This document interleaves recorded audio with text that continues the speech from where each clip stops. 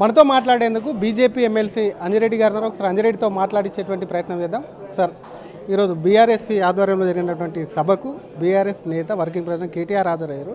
ప్రధానంగా మీ పార్టీకి రోజులు దగ్గర పడ్డాయి, ఈ జనరేషన్ తిరగబడుతుంది, వాళ్ళే మిమ్మల్ని గద్దె దించుతారన్నారు. ఏం చెప్తారు కేటీఆర్? నిజంగానే దేశవ్యాప్తంగా బీజేపీకి వ్యతిరేక పవనాలను వీస్తున్నాయని అనుకోవచ్చా? మీ హయాంలో 9.5 సంవత్సరాల్లో 15 సార్లు పేపర్ లీక్ అయినాయి, హిస్టరీలో ఫస్ట్ టైం. దానికి జవాబు చెప్పినాక మాట్లాడండి. ఇద్దరు మంత్రులు ఉండే, ఇద్దరు మంత్రుల్లో ఏ ఒక్క మంత్రి అని రాజీనామా చేసిండా? కనీసం ముఖ్యమంత్రి కన్నా ఏదైనా దీనికి పశ్చాత్తాపడ్డా? అదేవిధంగా ఇంటర్మీడియట్ విద్యార్థులు 23 మంది చనిపోయారు. 23 మంది చనిపోతే దున్నపోతు మీద వాన పడ్డట్టుంది. ఈరోజు వీళ్ళని ఎవరన్నా నమ్ముతారు పిల్లలు? ఇదే భారతీయ జనతా పార్టీ నీటు ఏదైనా పేపర్ లీక్ కాగానే ఇమ్మీడియట్లీ మళ్ళీ ఎగ్జామ్ పెట్టేసి మళ్ళీ వాళ్ళే ఆన్లైన్ ఎగ్జామ్ రాసి 45 రోజులు అయింది. 45 రోజులతో వాళ్ళు ఆటోమేటిక్ అందరు పాస్ అయ్యారు, మంచి మార్కులు వచ్చినాయి, వాళ్ళు చాలా హ్యాపీగా ఉన్నారు. విద్రోహ శక్తులు వచ్చి ఈరోజు చేస్తూ ఉన్నారు, దాన్ని బట్టి ఈరోజు చేస్తూ ఉన్నారు. చెప్పు, ఈరోజు సీజే పార్టీలో ఎవరు విద్యార్థులు ఉన్నారు? ఛాలెంజ్ చూస్తారా? అందరు 35 ఇయర్స్ తర్వాత ఉన్నారు. ప్రతి రాజకీయ పార్టీ మద్దతుదారులు ఉంటారు. ఇప్పుడు మీరు కూడా ఫీ రియంబర్మెంట్స్ కోసం కానీ నిరుద్యోగుల కోసం కానీ మీరు కూడా పార్టీగా మద్దతు తీసుకొని ముందుకెళ్తున్నారు. అప్పుడు మీరు కూడా విద్రోహ శక్తులు అవుతారా మీ పార్టీ నేతలు పోతే?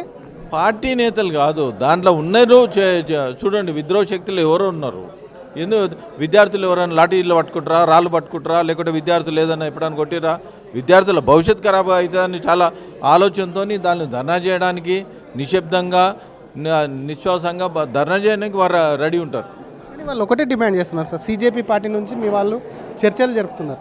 కానీ ప్రధానంగా పార్లమెంట్లో మీరు చర్చ పెడదామన్నా, ఏం పెడదామన్నా దానికోసం ఒక కమిటీ వేసి దాన్ని సంస్కరణలు తీసుకొద్దామన్నా మీ కన్సర్న్ మినిస్టర్ ఎవరైతే ఉన్నారో ధర్మేంద్ర ప్రధాన్ రాజీనామాకే ప్రధానంగా డిమాండ్ చేస్తున్నారు.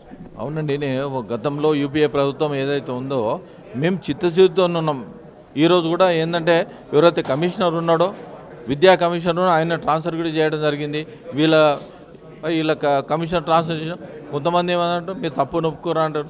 తప్పు జరిగింది, ఆ వాస్తవమే. జరిగిన దానికి రెక్టిఫికేషన్ చేసి ఇమీడియట్లీ ఆన్లైన్ ఎగ్జామ్ పెట్టిన తర్వాతనే ఈరోజు 45 రోజులు అయింది.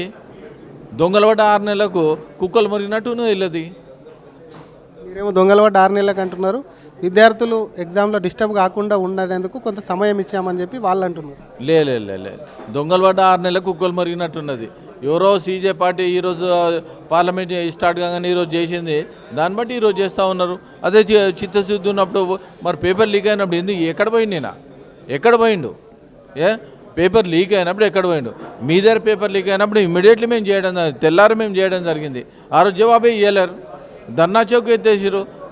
నిరసన ఓన్లీ మీడియా ద్వారా మేము తెలపడం జరిగింది. మా పార్టీలో ఆఫీస్లో కూర్చోవడం, కాలేజీలో కూర్చోవడం జరిగింది. దానికి జవాబు చెప్పండి అన్నట్టు. అదే ధర్నా చౌక్లో ధర్నా చేయడం ఎట్లా అనిపించింది మీకు? అదే మరి కనీసం నాలెడ్జ్ ఉండన్నా చేయాలి కదా. మీరు ధర్నా చౌక్ ఎత్తేసి మీ నాన్నకి ఎత్తేసిన తర్వాత ధర్నా చౌక్ వద్దన్నారు. మరి ఈరోజు ఏ బేస్ మీద చేశారు? ఎవరైనా నిరసన తెలపడానికి ధర్నా చేయకుంటే దానికి రెక్టిఫికేషన్ చేసుకోవడానికి అవసరం ఉంటుంది. గవర్నమెంట్ మీరు చేసిన తప్పులు, ఎవరు చేసిన తప్పులు వాళ్ళకి తెలియకుండా ఉంటుందని ధర్నా చౌక్ పెట్టడం జరిగింది. Thank you sir.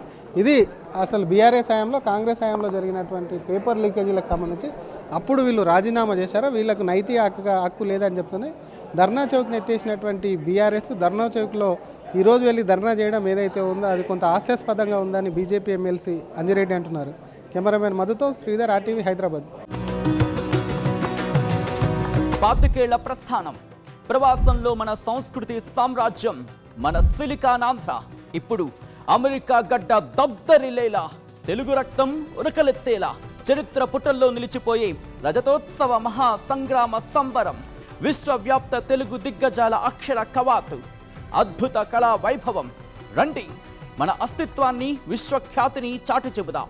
ఆగస్టు 1న అమెరికా కాలిఫోర్నియా ఓక్లాండ్ ఎరీనాలో సిలికానాంధ్ర రజతోత్సవ వేడుకలో పాల్గొందాం.